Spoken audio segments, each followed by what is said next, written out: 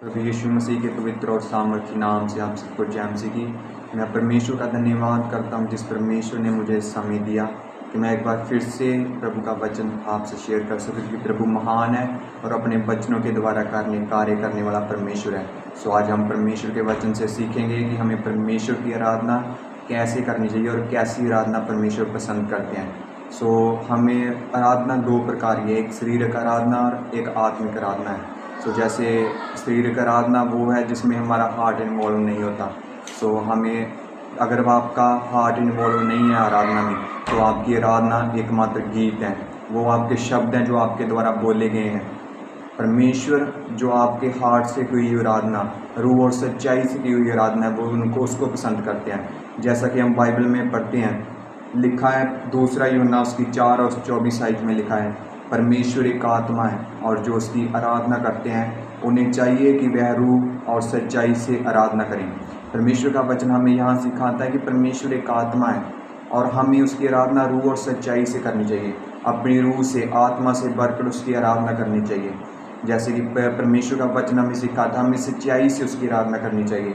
और जो लोग सच्चाई से रूह में भरकर उसकी उपासना करते हैं, और जब हम रूह में हो रहकर परमेश्वर की उपासना करते हैं, आत्मा से आराधना करते हैं, जो परमेश्वर का आत्मा है वो अपना अनुग्रह हम पर करता है और हमारे बंधनों को तोड़ता है। याद रखिए, अगर वो काम जो आपकी प्रार्थना नहीं कर सकती, जो काम आपका आपका आपके आज्ञाकारी नहीं कर सकती, वो काम आराधना कर सकती है। आराधना अपने बंधनों को, आपके बंधनों को तोड़ने में बहुत सामर्थ्य होती है। और जो लोग अपने बंधनों से छुटकारा पाना चाहते हैं, बरकत लेना चाहते हैं परमेश्वर से, उसे उन लोगों को आराधना करनी चाहिए। जैसे कि वचन कहता है, परमेश्वर के 2 जन पौलुस और सीलास को जब बंदी गृह में डाला गया, जेल में डाला गया, तो परमेश्वर का वचन कहता है वो रात के समय परमेश्वर की आराधना करने लगे। क्या वो छूटने के लिए परमेश्वर की आराधना कर रहे थे? नहीं, वो उनका प्रेम था। क्योंकि हमें परमेश्वर की आराधना प्रेम से करनी चाहिए। उसे बताना चाहिए कि हाँ खुदा, आपने मेरे लिए ये किया है, आपने मेरे लिए ये काम किया है, आपने मेरे लिए अपनी कीमती जान को दे दिया। परमेश्वर की आराधना करनी चाहिए कि हाँ पिता, आपने अपना पुत्र मेरे लिए कुर्बान कर दिया। क्योंकि वचन कहता है परमेश्वर ने एक जगत से ऐसा प्रेम किया, उसने अपना इकलौता पुत्र दे दिया, ताकि जो उसके विश्वास करे नाश ना हो, बल्कि संदीप जीवन को ग्रहण करे। और वो परमेश्वर के प्रेम के लिए उसकी आराधना करनी चाहिए धन्यवाद के द्वारा। और बहुत से लोग हैं, जब हम परमेश्वर की हजूरी में जाते हैं, हम शरीर का आराधना में रहते हैं, हम गीत तो गा रहे होते हैं, आराधना तो कर रहे होते हैं, लेकिन हमारा हार्ट और हमारा मन कहीं और होता है। हम गाना तो गा रहे होते हैं दूसरों की तरह, हम जो उनको देखकर, कई बार हम लोगों को देखकर आराधना करते हैं कि हाँ जी हमारी आराधना इन्हें पसंद नहीं चाहिए। वो उसे शरीर का आराधना कहते हैं कि जैसे हमारा हार्ट उसमें इन्वॉल्व नहीं है, हमारा मन कहीं बाहर की चीज़ों पर लगा हुआ है, वो हमारी सच्ची आराधना नहीं है। सच्ची आराधना वो है जो हम आत्मा से, सच्चाई से करते हैं, और ऐसी आराधना को परमेश्वर पसंद करते हैं। एक पौलुस और सीलास जब आराधना कर रहे थे रात के समय, तो याद रखें परमेश्वर का वचन हमें बताता है कि जब वो आराधना कर रहे थे, जो लोग उनकी आराधना को सुन रहे थे, उनके भी बंधन टूट गए, वो भी आज़ाद हो गए, उनकी बेड़ियां जो बंधी होती थी। परमेश्वर का वचन बताता है कि जब पौलुस और सीलास संगलों से बांधे हुए थे, वो परमेश्वर की आराधना कर रहे थे। देखिए यहाँ पर कैसा प्रेम है उन दोनों का।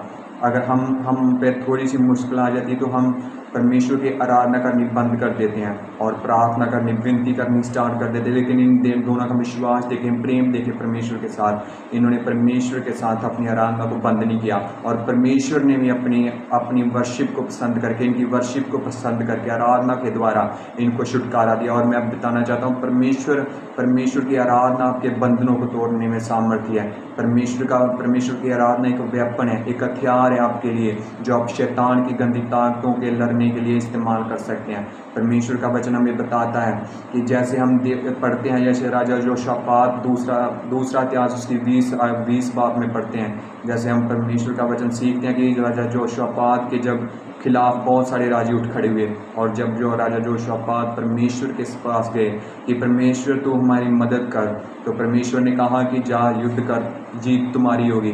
तो देखिए वो अपनी सेना को पीछे रखकर बर्बत और बीन बजाने वालों को आगे रख के चला।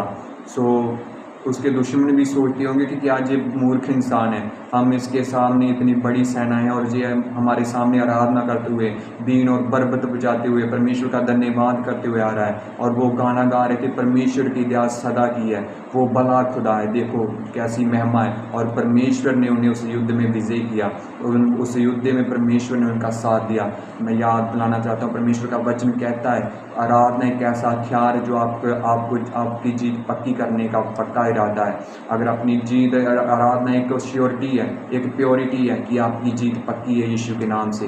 सो हमें आराधना परमेश्वर की रूह और सच्चाई से करनी चाहिए। और ये बरकत लेने का भी परमेश्वर से तरीका, जैसे कि हम पढ़ते हैं दूसरा निर्गम की किताब उसकी 23 बाब और 25 आयत में पढ़ते हैं, तुम यहोवा अपने परमेश्वर की आराधना करो, तब वह तुम्हारे अन्न जल पर बरकत देगा और तुम्हारे बीच में से बीमारियों को दूर करेगा। परमेश्वर का वचन हमें कहता है कि पहले परमेश्वर की हमें आराधना करनी है। हम परमेश्वर का पहले वचन लेते हैं कि परमेश्वर हमारी बीमारियों को दूर करेगा, हमारे अन्न और जल को बरकत देगा। लेकिन परमेश्वर का वचन हमें सिखाता है, गहराई से अगर पढ़े हम तो सिखाता है कि परमेश्वर की आराधना करो, परमेश्वर की आराधना करो, यहोवा अपने परमेश्वर की आराधना करो, क्योंकि वह तुम्हारे अन्न जल पर बरकत देगा। अगर हम परमेश्वर की आराधना करेंगे तो फिर हमारे अन्न जल पर बरकत आएगी। कई बार ऐसा होता है परमेश्वर हमें उन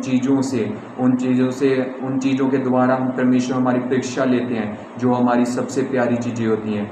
जैसे कि देखते हैं हम जब अब्राहम को परमेश्वर ने पुत्र दिया, इतने समय के बाद पुत्र दिया, और जब परमेश्वर ने बाद में उनसे कहा कि परमेश्वर ने उससे अब्राहम से कहा कि अपने पुत्र को मेरे लिए बलिदान कर, तो जब वो मोरिया पहाड़ पर जाने लगा तो वो अपने सेवकों को बोलने लगा तुम यही ठहरो, मैं और लड़का ऊपर जाएंगे और परमेश्वर की क्या करेंगे, आराधना करके नीचे आएंगे।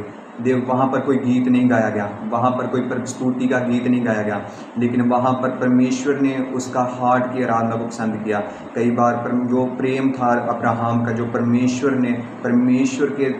ने देखा कि हाँ ये बंदा, ये इंसान मेरी आराधना करता है।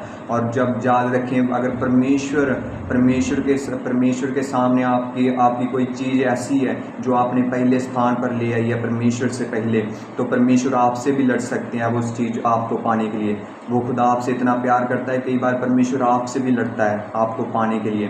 सो परमेश्वर का वचन हमें सिखाता है कि हमें परमेश्वर की आराधना रूह और सच्चाई से और अपनी बरकतों को ग्रहण करने के लिए करनी चाहिए, और रूह और सच्चाई से करनी चाहिए, ना कि अपनी सीढ़ रीति से। और परमेश्वर का वचन हमें बताता है, क्योंकि परमेश्वर जो इच्छुक बर्तन होते हैं, जो उसकी बाल में रहते हैं, उन बर्तनों को पसंद करता है। परमेश्वर सोने या चांदी के बर्तनों को नहीं, परमेश्वर उसकी इच्छा रखने वाले बर्तनों को पसंद करते हैं। सो हमें परमेश्वर की आराधना एक इच्छा के साथ करनी चाहिए, प्रेम अपना दिखाना चाहिए परमेश्वर को कि हाँ परमेश्वर मैं तुझसे प्रेम करता हूँ, मैं तुझसे प्रेम करता हूँ और तेरी आराधना करता हूँ। सो परमेश्वर इस प्रेम के द्वारा ही हमें अनुग्रह से भरता है और हमारी आराधना को पसंद करता है। जैसे हम परमेश्वर के वचन में सीखते हैं कि परमेश्वर की आराधना हमें कैसी करनी चाहिए, एक ओबीडियंस से करनी चाहिए, आज्ञाकारिता से करनी चाहिए। परमेश्वर की आराधना करना आज्ञाकारिता का एक स्वभाव होना चाहिए हमारा, अगर परमेश्वर की आराधना करनी है तो। कई बार जब हम चर्च में जाते हैं, परमेश्वर की हजूरी में जाते हैं, जो परमेश्वर के दास होते हैं, आराधना के समय हमें कहते हैं कि सब लोग खड़े हो जाएं, अपने हाथों को उठाएं। तो कई लोग क्या करते हैं, अपने हाथों को नहीं उठाते, वो बल्कि बैठे रहते हैं और अपनी सुस्ती में पड़े रहते हैं। लेकिन हमें ऐसा नहीं करना चाहिए। अगर परमेश्वर से कुछ लेना चाहते हैं तो परमेश्वर की आराधना सच्चाई से करनी चाहिए और आज्ञाकारिता के साथ करनी चाहिए, और फॉलो करना चाहिए जो परमेश्वर के दास आराधना के समय आपको इंस्ट्रक्शंस दे रहे हैं।